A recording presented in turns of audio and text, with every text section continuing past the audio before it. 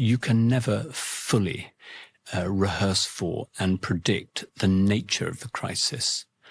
And I think what went on that day in the Palace of Westminster is probably the most disorganized crisis I've ever been in. And I was in the army for 39 years, and I've been in quite a few crises, and quite a lot of them were quite disorganized, but nothing like this.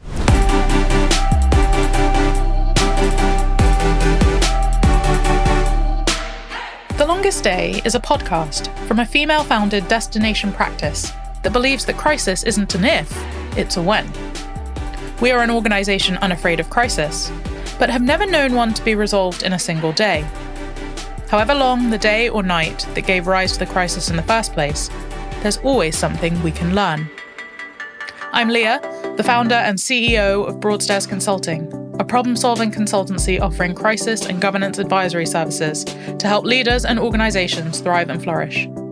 We operate in the gap between legal and public relations, at the coalface of difficult situations, believing that most crises are avoidable and the impact of inevitable ones usually can be mitigated. Our guests have overcome a litany of crises. Many of our guests have worked with us in some capacity in the past. All of them have stories worth hearing. We trust them to make this worth your while. We hope it helps you trust us.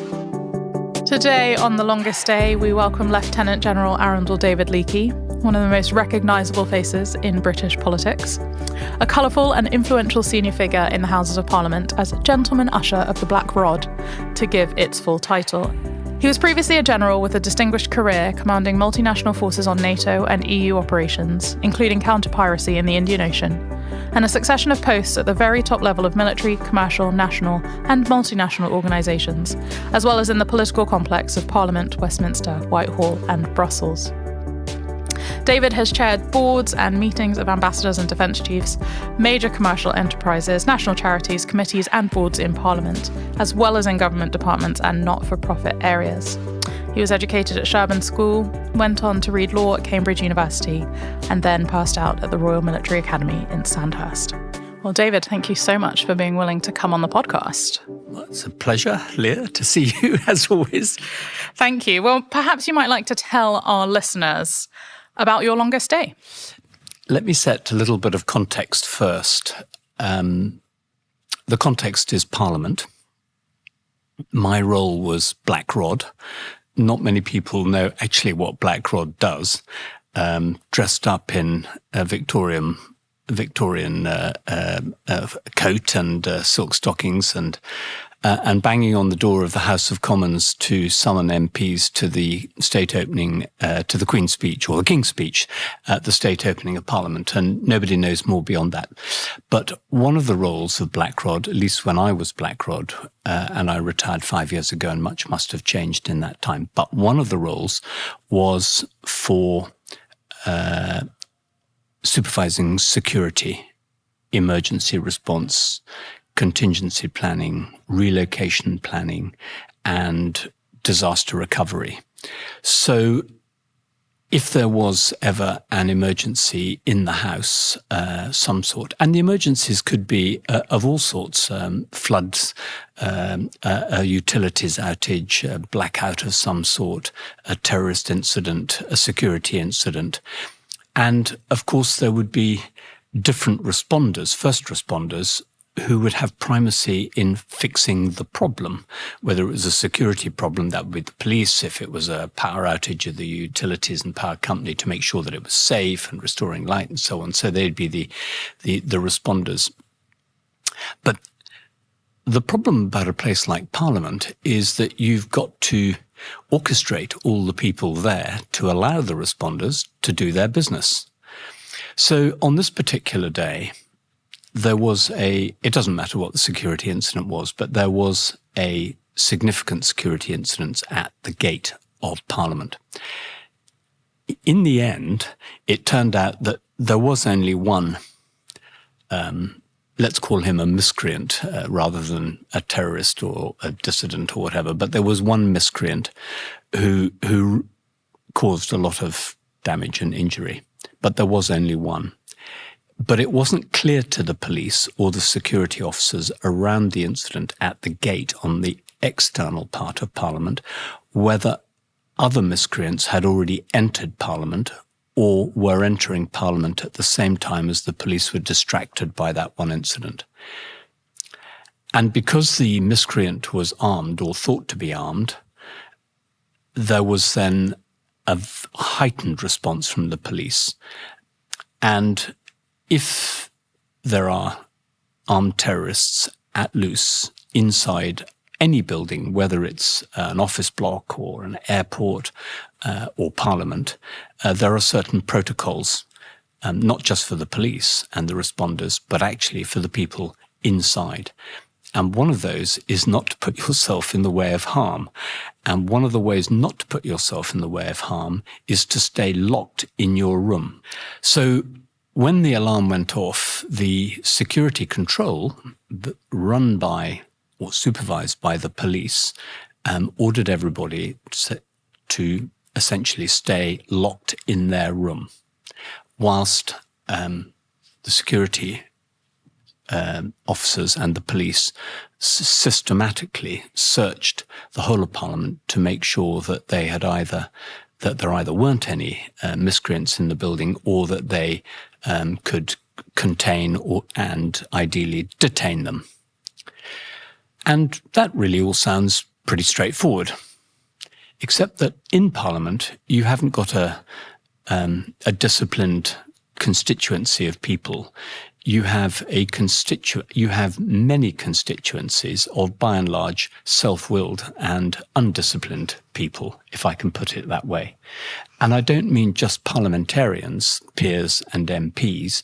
I'm talking about tourists, visitors to the galleries, very important people from celebrities, media stars, sportsmen, captains of industry, all sorts of people visiting Parliament, and of course, the press, the media, many of them, hundreds of them in Parliament at any one time, including the parliamentary staff, the MPs and members' staff, they're all in there as well. And so whatever the security announcement was, and people, when they hear an announcement, should do what the security control announcers say, by and large, that was the case. But in Parliament, you have two separate entities, the House of Commons and the House of Lords. These are two separate corporate entities, two separate legal entities. They are two separate constitutional entities. They're very proud of their independence of each other, even though they occupy one building and even though they are under one set of security arrangements and security force. And it was interesting that in this set of circumstances, people decided to do their own thing. The then Speaker of the House of Commons actually responded very well in the first instance, and then gave an instruction to members in the chamber as to what they should do, which was different to the Speaker in the House of Lords at the time, who followed a different protocol and gave a different instruction to his members in the chamber. And that was just one example, because then there were members in different parts of Parliament, not in the Palace of Westminster where the incident was, and the Palace of Westminster is just one building that can be contained off. And there were members in other parts of the building who wanted to come and see what the problem was, and even some members who told the police that they had no right to impede them going about their business in Parliament, which of course the police don't have a right to do. At least they do if they're preventing loss of life and limb and preventing further harm to people. But some MPs and indeed peers weren't having that and said that it was their duty to go and see what was going on. Not restricted to peers and MPs either, the press and the media and the television crews. And then having seen some people around, then some visitors, some members of staff, decided to take the law into their own hands as well. And so you had essentially three institutions in Parliament, the House of Commons, the House of Lords, and the security organisation giving different instructions. The Palace of Westminster was eventually evacuated, which was seen eventually by the police as the most efficient way to get everybody out so that they could make sure that there were no miscreants left in the building. That was the end result of the security operation. How long did it take before you and your team were able to exhale? It took some 3 or 4 or 5 hours from the start to the end of, if you like, the evacuation of the building. Actually, the coordination amongst the police themselves wasn't straightforward, because although there was a common radio network around the police inside Parliament, external police had to be brought in, external armed police had to be brought in, and specialists in this sort of operation who were operating under their own team radio networks. And they wanted to do things, and they brought with them their own operating procedures, which weren't immediately properly coordinated with the police in place. And so even the police in place were giving different instructions to the people in the building. And it was, in the words of some people, quite chaotic, and I would agree with that. And my role as Black Rod, along with the Sergeant-at-Arms in the House of Commons, was to try and coordinate the response of the non-security people. In other words, the security people would say what had to happen, and the Sergeant-at-Arms in the Commons and Black Rod in the Lords tried to organise and orchestrate the activity to respond to the instructions of the security authorities. And it just, I can tell you now, it didn't work at all well. It was a long day. It was very, very chaotic. What do you think the main learnings were from your longest day? One is that in any crisis, you can never fully rehearse for and predict the nature of the crisis. And I think what went on that day in the Palace of Westminster is probably the most disorganized crisis I've ever been in. And I was in the army for 39 years, and I've been in quite a few crises, and quite a lot of them were quite disorganized, but nothing like this. And afterwards, we were discussing the lessons that came out of this and how we could do it better next time. And I was always reminded of, a principle which applies not just in the military, but it applies in any organization trying to do anything, whether it's a football team or a military organization or a bank or any organization. And there is and when you try and structure anything, particularly complex organizations, there are some principles which are absolutely eternal. And that is that if you want to get unity of effect, then you have to have unity of effort. And if you want to have unity of effort, then you have to have unity of, I put it in military terms, command and control, management and leadership. And if you don't have unity of the governing structure, whatever that is, leadership, management, call it what you want, if you don't have unity in that structure, then you won't have unity of effort and you won't get unity of effect. And that was no better exemplified than in this chaotic day in the Palace of Westminster, because it was almost impossible to have unity of governance, partly because there are two houses there, and partly because there were several different agencies who were all tasked with elements of crisis management.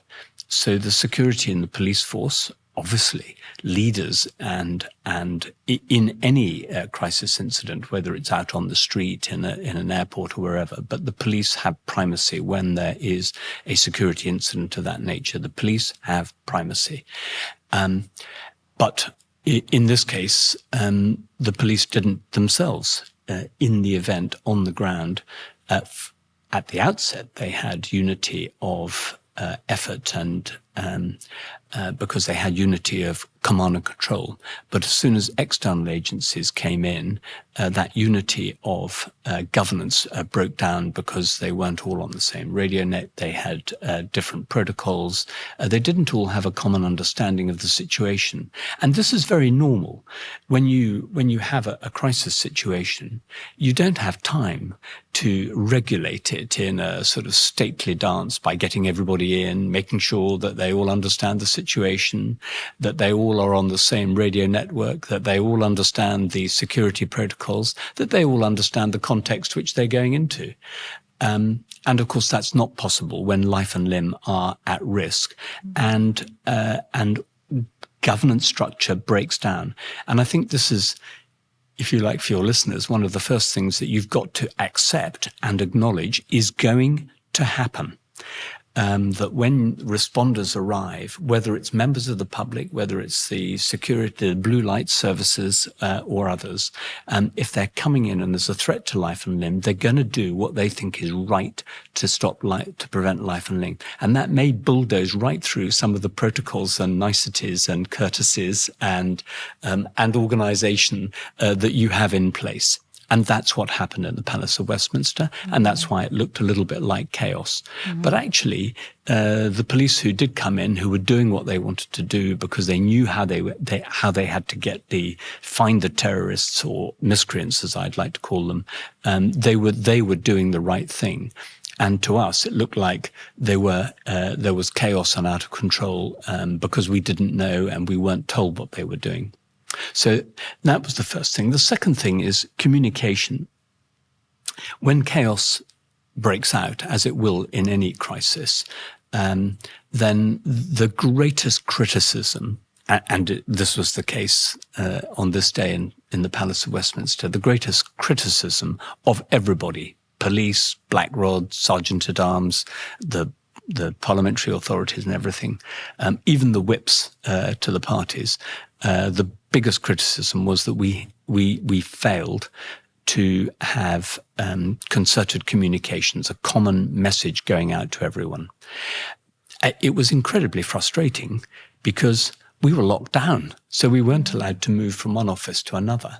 And to get that many constituencies all onto one message was extremely difficult because people weren't in their offices, didn't have their iPads or their phones. Communications is probably the most underestimated part of contingency planning for crises.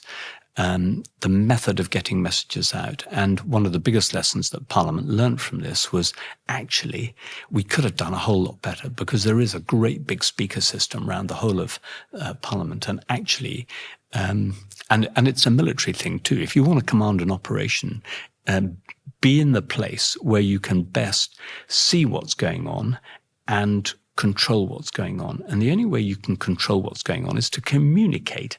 And sometimes there is there's always actually a conundrum between being in the right place to see what's going on and being in the right place to communicate so that you can control what's going on. And that's what I call a minor command difficulty that happens to police, fire services, military, anyone who's running an organization. But communications is really, really important part of crisis management.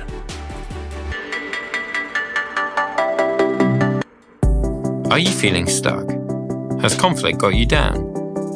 Have you considered mediation? Mediation is a confidential and flexible way to resolve conflicts.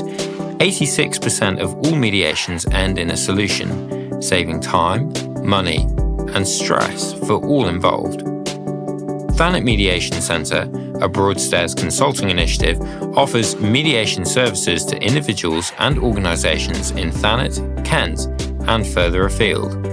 For more information or advice, email us at info@broadstairsconsulting.com. We are here to help you move forwards. I can see why this longer stay was immensely frustrating for you, particularly given your experience and your training. What was the one character trait that you think served you really well in getting through that crisis? A thick skin, because when there is a crisis, people get angry. People get very angry. On that day, the politicians got angry because the communications weren't good. There were mixed messages coming from me, from the Sergeant at Arms, from the police, the security control, big for all the reasons I've just explained. There wasn't the security authorities themselves put out mixed messages, and that frustrated people, and it made people angry, and they lashed out. The speakers lashed out at me. I can remember one in particular who was quite vociferous. The leaders were cross that the parliamentary authorities, of which the Sergeant at Arms and I were amongst, the forefront of managing crises, couldn't manage it. We couldn't get it under control. We couldn't give common messages out. So people were very angry and lashed out and got very cross indeed. And the senior parliamentary officials got cross. The whips got cross. This is very disruptive to parliamentary business. The media got cross because they were excluded, they were corralled, and they weren't allowed to do their reporting. So everybody got crossed and lashed out. And I say glibly, what was the attribute that got me through it? If you're a bit of a snowflake, you ain't going to get through these things because you're just going to get so beaten up by people, you'll wilt. So I say a thick skin, and that's a metaphor for saying you've got to have patience and tolerance and rationality, and yourself exhibit some sort of standing authority, calm, and not react, and try and be constant. So that's probably the greatest attribute, I guess. One of the hallmarks of crisis management is a presumption that someone steps up to the helm.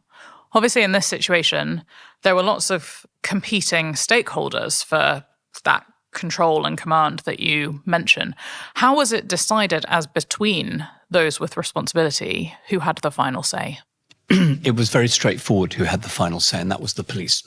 Because we were in a situation where it wasn't just a bit of disorder, where, as happens quite often, you get an incident in the visitors' gallery in one of the chambers, or there's a disruption at a parliamentary event in one of the committee rooms, or and a small disorder that goes on, or even an incident that could potentially be a disruptive incident around the chamber.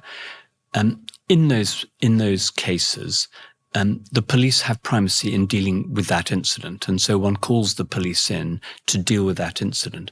But managing the context around that isn't the police's responsibility. It is the responsibility of Blackrod and the Sergeant at Arms, whose remit, amongst other things, is to control access, order, and discipline in the house, if you see what I mean. So if there's a small incident, the police will come and deal with it and handle it. Indeed, Blackrod and the Sergeant at Arms are authorised to invite the police in and instruct the police to deal with something, and the police are authorised to do that. And then Blackrod and the Sergeant at Arms will control the context around that. If it's a really, really big incident, as this potentially was, I mean, there could have been armed people marauding around the Palace of Westminster, killing people at will. And there was a risk that that was going to happen. Under those circumstances, Blackrod and the Sergeant at Arms plainly aren't going to have control of the context. It's the police who have to have control of the context. And Blackrod and the Sergeant at Arms would support them in doing that. And that's what we were trying to do. And I think many people thought that Blackrod and the Sergeant at Arms were the people who were controlling it, or should have been controlling it. But of course, we were having to act in response to what the police wanted. And as I said, in the case, we got mixed messages about how they wanted us to react. And then we didn't have the means of communication. In this instance, obviously, there were predetermined policies and procedures that were intended to be followed.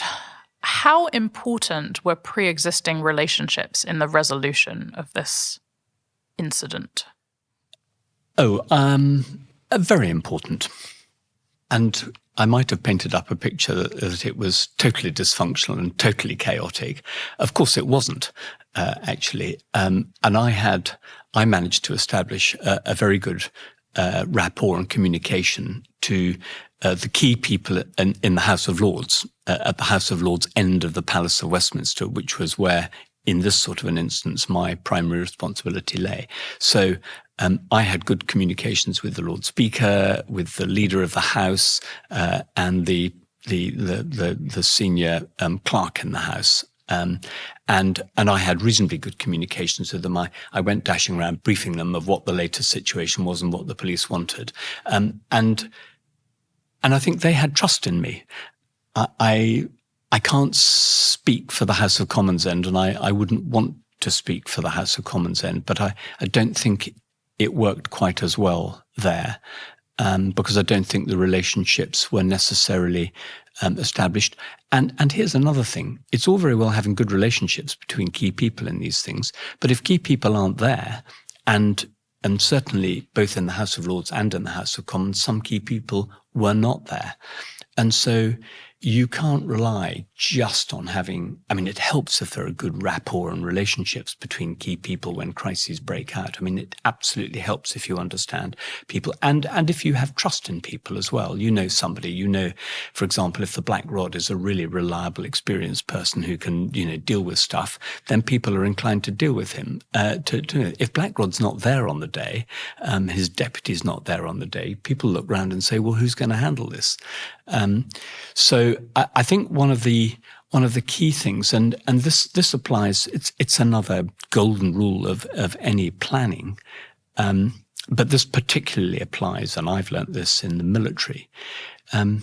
You have to understand that in the military, if you go into an operation, at the start of the operation, everybody's there. I'm afraid in a military operation, not everybody is necessarily going to be there by the end of it. And so there has to be some resilience and some contingency in there for replacing the command and control when the command and control or the people doing it are not available or go down or go missing or get out of communication because communication is disrupted. And so here is the key thing. In a military operation, the vital thing is that when you're planning it, when you're running it, and before you execute it, you make sure that everybody down the chain is in the mind of their superior so that they know what the objective is, they know what the contingencies are, they know what the alternative options are, so that when it goes wrong, they can do the right thing without having to be told. And this is all part of training in the military, so that you can say to people, this is what we're going to do, and people say, yep, got it, and we've done this in training before. And if it goes wrong, we'll adapt, and we can respond because we know the reactions and responses, and we know what's in the commander's mind. If the commander's there and can shape things so much better, but if it doesn't, then you'll probably get, a good reaction, if not perfect. In an organisation like Parliament, you can't train everybody and all the visitors and all the media to do the right thing in a set of circumstances. And I think, therefore, you have to accept, just as you do in the military, that the unexpected and the unexplained and the unprepared for is going to happen.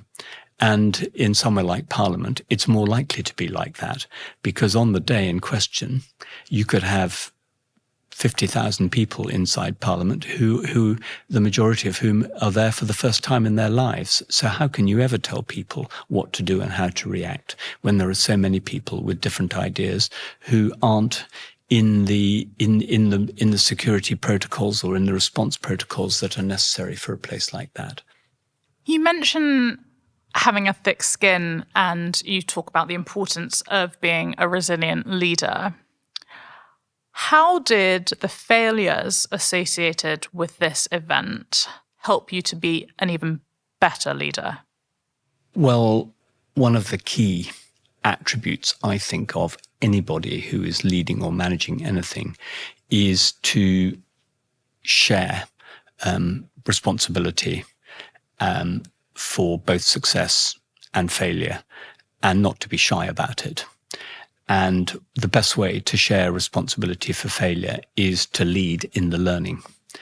And if you can lead the learning and bring along others with you, not just subordinates, because in a place like Parliament, just as in a bank or in an airport, not everybody, you don't have nice command chain where somebody's in charge and, the leader comes up with some learnings and he brings everybody along in nice lessons. And that's the easy thing.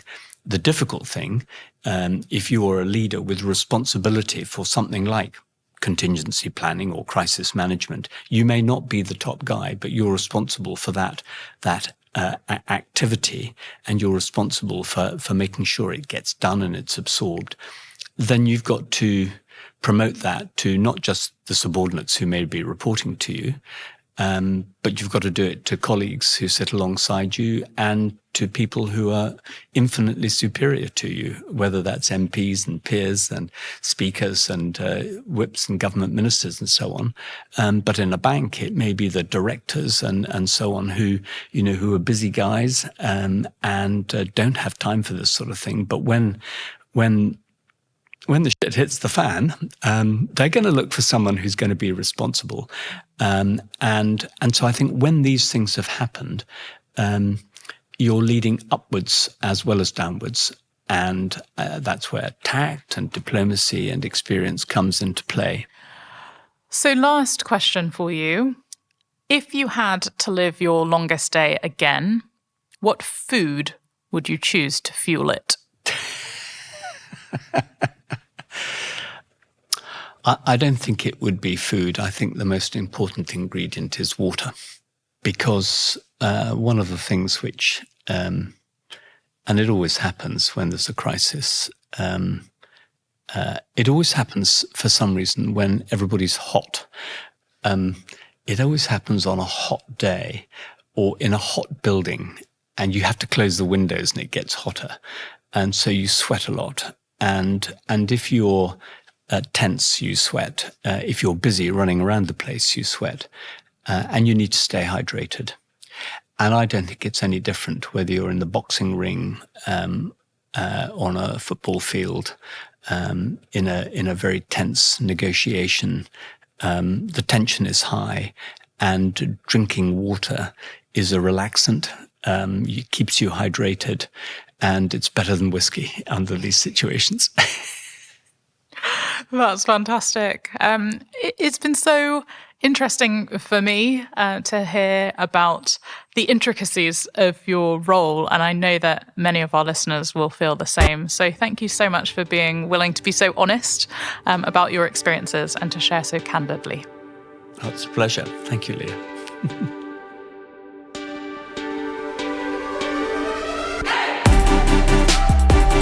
You've been listening to a Broadstairs Consulting Limited podcast.